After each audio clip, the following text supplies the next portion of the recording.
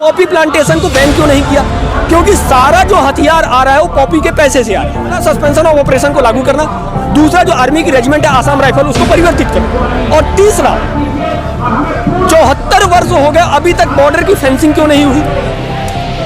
जबकि आपको पता है कि बर्मा से इतना बड़ा मास इन्फिल्ट्रेशन हो रहा है, 8 से 9 लाख कुकी आ चुके हैं, ईसाई आ चुके हैं, तो आपने बॉर्डर की फेंसिंग क्यों नहीं की? उनमें हीरोइन और अफीम की खेती बर्मा द्वारा पोषित हो रही है लंबे समय से, जंगल काट काट के, और इस पूरी खेती में केवल और केवल एक ही समाज इन्वॉल्व है, और वो है कुकी समाज। और ये कुकी समाज जब मणिपुर 1949 में बनता है, 1949 में मणिपुर जो है स्वतंत्र राज्य से भारत का हिस्सा हो जाता है। 49 तक मणिपुर भारत का हिस्सा नहीं था, 49 के बाद मणिपुर जो है भारत का हिस्सा हो जाता है। उस समय कुकी लोगों की आबादी बहुत अधिक, तो 3 से 4 हज़ार थी। मुख्य रूप से अगर पूर्वोत्तर के 5 राज्य में, जिसमें अरुणाचल है, नागालैंड है, मिजोरम है, मेघालय है और मणिपुर है, तो इन 5 राज्यों में खुद को हिंदू कहने वाला जो एकमात्र समाज है, वो खुद को हिंदू कहने वाला लगभग एक भी समाज नहीं बचा है। केवल खुद को हिंदू कहने वाला जो समाज है वो केवल और केवल मणिपुर में है, और उसका नाम मुख्य रूप से 3 समाज है, मैतेई, नागा और कुकी। मैतेई पूर्ण रूपेण हिंदू है, जिसमें लगभग आपको 95 से 98% हिंदू मिलेंगे। नागाओं के मध्य लगभग 99% कन्वर्जन हो चुका है, और वो सारे के सारे ईसाई हैं। ठीक ऐसे ही जो कुकी जनजाति है उसके मध्य भी लगभग 99 से 98% तक कन्वर्जन हो चुका है, वो सारे के सारे ईसाई। मेरा शुभ नाम संजीव तिवारी हुआ, और मैं एक सामाजिक संस्था चलाता हूँ, ग्राम उदय फाउंडेशन। और पूर्वोत्तर के राज्यों में मेरा लंबे समय तक रहना हुआ है, मुख्य रूप से मणिपुर, नागालैंड, अरुणाचल, मिजोरम, मेघालय, इन सारे राज्यों को मैं काफ़ी अच्छे से समझता हूँ। यहाँ जो समाज आया हुआ है वो मुख्य रूप से मैतेई समाज है। और मैं आपको बता दूँ, थोड़ा पूर्वोत्तर की पृष्ठभूमि बता दूँ। मुख्य रूप से अगर पूर्वोत्तर के 5 राज्य ले, जिसमें अरुणाचल है, नागालैंड है, मिजोरम है, मेघालय है और मणिपुर है, तो इन 5 राज्यों में खुद को हिंदू कहने वाला जो एकमात्र समाज है वो मैतेई समाज ही है, जो स्वयं को हिंदू कहता है। इसके अतिरिक्त पूरे पूर्वोत्तर, आप अपना नंबर तो दो, पूरे पूर्वोत्तर में, इसके अतिरिक्त पूरे पूर्वोत्तर में ऐसा कोई समाज नहीं है जो स्वयं को हिंदू कहता हो। बाकी लोग कुछ बाहर से आए हैं, जैसे कि मान लीजिए यूपी से आए हैं, बिहार से आए हैं, झारखंड से आए हैं, मारवाड़ी लोग हैं, राजस्थानी लोग हैं, उनकी तो, लेकिन जो वहाँ का मूल समाज है, पूरे पूर्वोत्तर में जो मूल समाज है, नागालैंड में खुद को हिंदू कहने वाला एक भी समाज नहीं बचा, मिजोरम में खुद को हिंदू कहने वाला लगभग एक भी समाज नहीं बचा है, मेघालय में खुद को हिंदू कहने वाला लगभग एक भी समाज नहीं बचा है। केवल खुद को हिंदू कहने वाला जो समाज है वो केवल और केवल मणिपुर में है, और उसका नाम मैतेई है। तो यहाँ पे जो बार बार मैतेई से संबोधित किया जा रहा है, यहाँ जो बार बार मैतेई से संबोधित किया जा रहा है, हम चाहते हैं कि इनको मैतेई ना कह के हिंदू से संबोधित किया जाए, क्योंकि ये समाज बार बार स्वयं को हिंदू कह रहा है। इतनी बात स्पष्ट हो जाती है यहाँ पे। अब विषय ये है कि हुआ क्या है यहाँ पे। इसकी जब आप पूरी पृष्ठभूमि समझेंगे तो आपको पता चलेगा जो हिंदुओं के अतिरिक्त, मैतेई के अतिरिक्त जो अन्य समाज है, उन समाज की क्या स्थिति है। तो मणिपुर में ही आते हैं। मणिपुर में मुख्य रूप से 3 समाज है, मैतेई, नागा और कुकी। मैतेई पूर्ण रूपेण हिंदू है, जिसमें लगभग आपको 95 से 98% हिंदू मिलेंगे। नागाओं के मध्य लगभग 99% कन्वर्जन हो चुका है, और वो सारे के सारे ईसाई हैं। ठीक ऐसे ही जो कुकी जनजाति है उसके मध्य भी लगभग 99 से 98% तक कन्वर्जन हो चुका है, और वो सारे के सारे ईसाई हैं। तो अगर मणिपुर की भी हम भौगोलिक पृष्ठभूमि समझते हैं तो मणिपुर में खुद को हिंदू कहने वाला केवल और केवल मैतेई है, और इसके अतिरिक्त जो 2 समाज हैं, नागा और कुकी, वो पूर्ण रूपेण हिंदू ईसाई बन चुके हैं। अब ये क्या हुआ था, इस विषय को भी समझते हैं कि अभी जो क्लैशेस चल रहे हैं ये क्या हुआ। इसमें मुख्य रूप से जो 2 बातें बताई जा रही हैं, एक बात बताई जा रही है, इसमें एक विषय और समझ लीजिए कि नागा और कुकी जो हैं, जो कि पूर्ण रूपेण ईसाई बन चुके हैं, ये एसटी के अंतर्गत आते हैं, ट्राइबल से, ये इनको ट्राइबल का दर्जा प्राप्त है। मैतेई जो कम्युनिटी है वो जनरल है, वो जैसे भारत में अन्य जनरल जातियां उन्हीं की तरह वो जनरल है। बाकी जो ये नागा और कुकी है, जो क्रिश्चियन है, क्रिश्चियन ये कम्प्लीटली एसटी है। मैतेई जनजाति लंबे समय से स्वयं को एसटी के अंतर्गत लाने के लिए मांग कर रही थी। उसका मुख्य विषय यह था कि अगर वो एसटी बन जाती तो संभवतः उनके बचने के कुछ आसार थे। गुवाहाटी हाईकोर्ट ने एक निर्णय ये दिया कि मैतेई जनजाति जो एसटी की मांग कर रही है, इस पे एक समीक्षा होनी चाहिए और इस पे एक विचार होना चाहिए, जो कि बहुत ही अच्छा निर्णय था। इतना ही निर्णय दिया है गुवाहाटी हाईकोर्ट ने। दूसरा विषय क्या है, संपूर्ण मणिपुर में हेरोइन और अफीम की खेती बर्मा द्वारा पोषित हो रही है लंबे समय से, जंगल काट के, और इस पूरी खेती में केवल और केवल एक ही समाज इन्वॉल्व है और वो है कुकी समाज। और ये कुकी समाज जब मणिपुर 1949 में बनता है, 1949 में मणिपुर जो है स्वतंत्र राज्य से भारत का हिस्सा हो जाता है। 49 तक मणिपुर भारत का हिस्सा नहीं था, 49 के बाद मणिपुर जो है भारत का हिस्सा हो जाता है। उस समय कुकी लोगों की आबादी बहुत अधिक, तो 3 से 4 हज़ार थी। और अभी बर्मीज इन्फिल्ट्रेशन जो बर्मा से घुसपैठ हुआ है, बर्मीज इन्फिल्ट्रेशन के बाद इस समय कुकियों की आबादी लाखों में पहुंच चुकी है, बहुत अत्यधिक आबादी हो चुकी है। 40% का रेशियो है। अब विषय ये समझने वाला है कि जब बर्मा से जो कुकी आ रहे हैं, एक ही प्रश्न है जिसमें सारी बातें क्लियर हो जाती हैं। बर्मा से कुकी तो आ रहे हैं, लेकिन बर्मा से रोहिंग्या मुस्लिम भी आ रहे हैं, जैसा कि आप सभी जानते हैं। रोहिंग्या मुस्लिम जो कि बहुत बड़ा मतलब नेशनल थ्रेट है, ठीक वैसे ही थ्रेट ये कुकी भी है। बर्मा से 2 कम्युनिटीज आ रही है, एक कुकी आ रही है और एक रोहिंग्या मुस्लिम। हमारा सीधा प्रश्न है कि बर्मा से हिंदू क्यों नहीं आ रहे हैं और बर्मा से बौद्ध क्यों नहीं आ रहे हैं? सामान्य सा प्रश्न है, इसका उत्तर सबको देना चाहिए कि बर्मा से एक भी हिंदू क्यों नहीं आ रहा भारत में। बर्मा से केवल और केवल कुकी और मुस्लिम ही क्यों आ रहे हैं? और जो कुकी वहां से आते हैं वो 2 दिनों के पश्चात यहाँ पे ईसाई बन जाते हैं। जी, ये बहुत ही तथ्यात्मक पक्ष है। ये आप किसी मणिपुरी से पूछ सकते हैं। अगर मैं गलत कह रहा हूं तो आप किसी मणिपुरी से ये बात पूछ लीजिए। जब भी वहां से कुकी आते हैं तो पता चलता है कि 2 दिन बाद वो ईसाई बन जाते हैं, उनकी रिलीजियस आइडेंटिटी क्रिश्चियन हो जाती है। एक प्रश्न।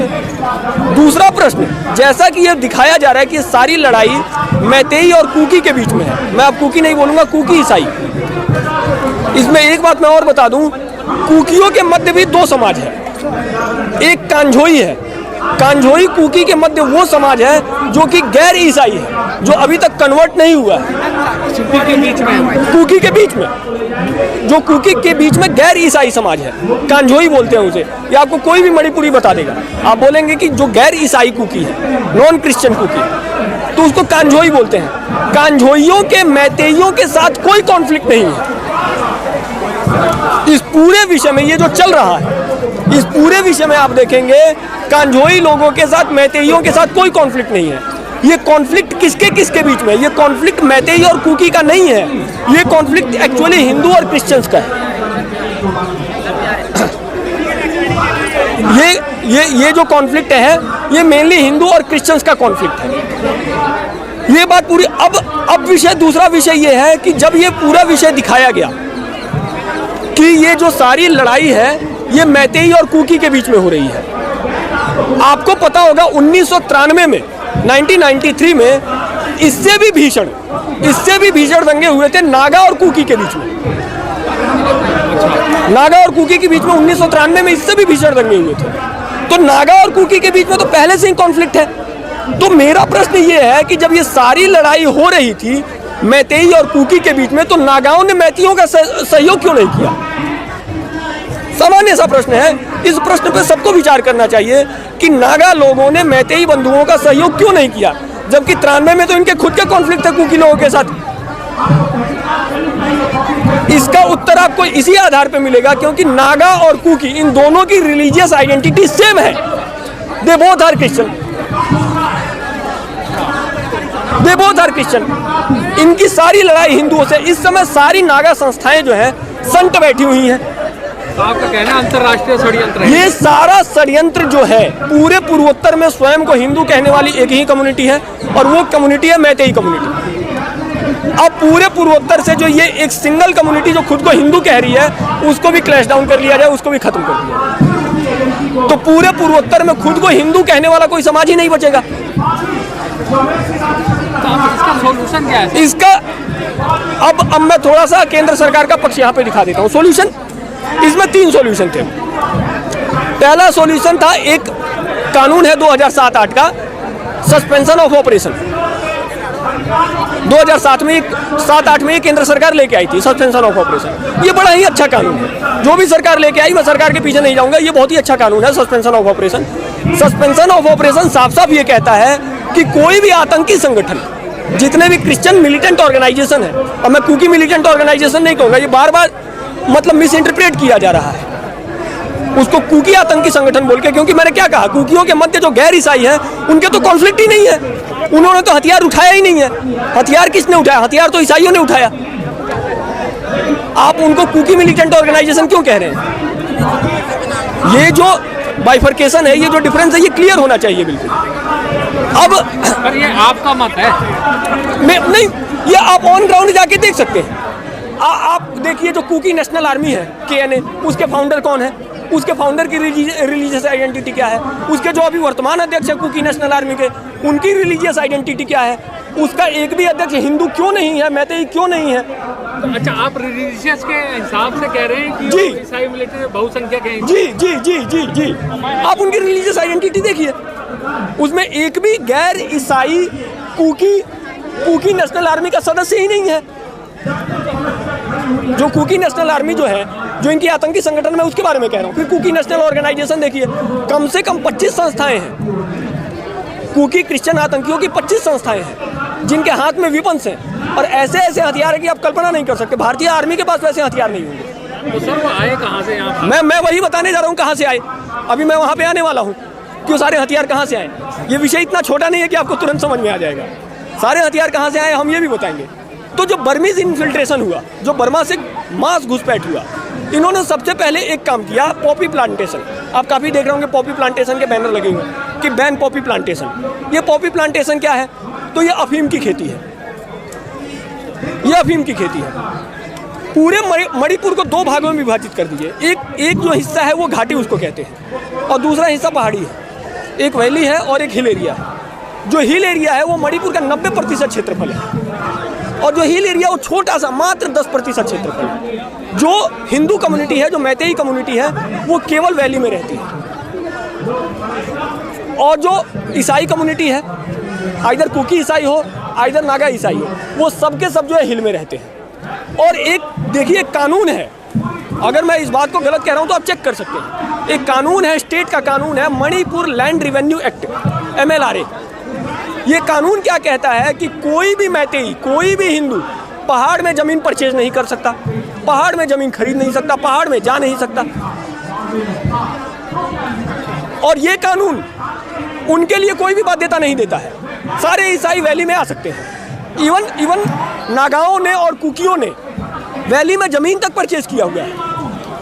अच्छा, हिंदू जो जी है वो नहीं ले सकता? हाँ। हिल एरिया में और हिल वाले सारे यहाँ पे आके जो करना चाहें वो कर सकते हैं। एक बात, अब ये देखिए धार्मिक आधार पर कितना बड़ा भेदभाव है हिंदू और ईसाइयों के मध्य। क्या आप इसको भी डिनाई कर देंगे? ये तो लॉ की बात है। MLRA आप जाके देख सकते हैं, मणिपुर लैंड रेवेन्यू एक्ट, अभी तक इसमें कोई अमेंडमेंट नहीं हुआ है। अब दूसरी बात, जो कुकी ईसाइयों द्वारा दुष्प्रचारित की जा रही है कि चर्च जलाए जा रहे हैं, ये बार बार कुकी ईसाई बार बार इस बात को कह रहे हैं कि चर्च जलाए जा रहे हैं। हिंदू जो है चर्च को जला रहा है, मंदिर को जला रहा है, ये ईसाइयों को टॉर्चर कर रहा है। अब मेरी एक बात बताइए, इसको आप लॉजिकली इस बात को सोचिए, जब हिंदू पहाड़ में जा ही नहीं सकता तो चर्च जलाएगा कैसे? आपने हिंदू को रोक रखा है, आपके कानून ने रोक रखा है। जब आपका कानून कह रहा है कि हिंदू प्रवेश ही नहीं कर सकता पहाड़ में, तो चर्च कैसे जला देगा? सर अब सरकार को इस पे क्या सरकार मैं आता हूँ। तो सबसे पहला हमने क्या बताया था, सस्पेंशन ऑफ ऑपरेशन, जो 2007-8 का कानून है, जो कानून साफ साफ कहता है कि कोई भी आतंकी संगठन हथियार नहीं उठाएगा। सस्पेंशन ऑफ ऑपरेशन कहता है कि कोई भी आतंकी संगठन हथियार नहीं उठाएगा। फिर इम्फाल जो कि मणिपुर की राजधानी है, वहाँ पे ईसाई 47 और 56 लेके कैसे घूम रहे हैं। यानी सस्पेंशन ऑफ ऑपरेशन एग्जीक्यूटेड नहीं है अभी भी मणिपुर में। केंद्र सरकार ने इस पर कोई काम नहीं किया सस्पेंशन ऑफ ऑपरेशन को लागू करने पे। एक बात। दूसरी बात, जो आर्मी की एक विंग है आसाम राइफल्स, आसाम राइफल्स 1949 से वहाँ पे डिप्लॉय है। 1949 से जो आर्मी का जो विंग है आसाम राइफल वही है वहाँ पे। आसाम राइफल के लोगों के वहाँ से बहुत ईसाइयों के साथ बहुत ही घनिष्ठ संबंध बन चुके हैं, क्योंकि उनको वहीं रहना है। पिछले 74 वर्ष हो गए हैं। बार बार मैतेई संगठनों ने, हिंदू संगठनों ने इस बात की मांग की कि आर्मी के रेजिमेंट को बदला जाए, यहाँ से आइदर जाट रेजिमेंट को भेजा जाए या राजपूत रेजिमेंट को भेजा जाए या सिख रेजिमेंट को भेजा जाए। इस पर कोई एक्शन नहीं हुआ। समाधान क्या है? मैंने दो समाधान बताया, सस्पेंशन ऑफ ऑपरेशन को लागू करना, दूसरा जो आर्मी की रेजिमेंट है आसाम राइफल उसको परिवर्तित करना, और तीसरा 74 वर्ष हो गए अभी तक बॉर्डर की फेंसिंग क्यों नहीं हुई, जबकि आपको पता है कि बर्मा से इतना बड़ा मास इन्फिल्ट्रेशन हो रहा है। 8 से 9 लाख कुकी आ चुके हैं, ईसाई आ चुके हैं, तो आपने बॉर्डर की फेंसिंग क्यों नहीं की? ये 3 सॉल्यूशन थे, 3 में से एक पे भी काम नहीं हुआ है। पॉपी प्लांटेशन को बैन क्यों नहीं किया? क्योंकि सारा जो हथियार आ रहा है वो पॉपी के पैसे से आ रहा है। हथियार कहाँ से आएगा? पॉपी के पैसे से आएगा। तो एक जो ये साफ साफ है ड्रग कार्टेल, जो ड्रग का पूरा कार्टेल है विश्व भर में, और जो आपके क्रिश्चियन मिशनरीज हैं, इनके बीच में बहुत ही गहरा संबंध है। चर्च इनडायरेक्टली ड्रग कार्टेल को सपोर्ट करता है, ड्रग कार्टेल इनडायरेक्टली चर्च को सपोर्ट करता है। भारत यहाँ पे मैं जो स्टेट गवर्नमेंट है उसका थोड़ा पक्ष लेना चाहूँगा। बहुत ही अच्छी सरकार है, ये भी मैं आपको बता दूँ। स्टेट गवर्नमेंट ने पॉपी प्लांटेशन को बैन करने का काम किया। जब इनके पेट पे लात पड़ी है, जब ये, क्योंकि हथियार का सारा पैसा बंद हो गया है, तब जाके ये बौखलाए हैं, और दिखाया क्या है कि एसटी के दर्जे से ये बौखलाए हैं। सर अब ये बताएं कि अब ये कब तक चलता रहेगा ये सब चीज? ये जब तक चर्च के ऊपर लगाम नहीं लगेगी, जब तक ये सेकुलर नेशन बना रहेगा, तब तक ये समस्या जस की तस बनी रहेगी। क्योंकि जब तक ये सेकुलर नेशन है तब तक वहाँ कन्वर्जन चलता रहे।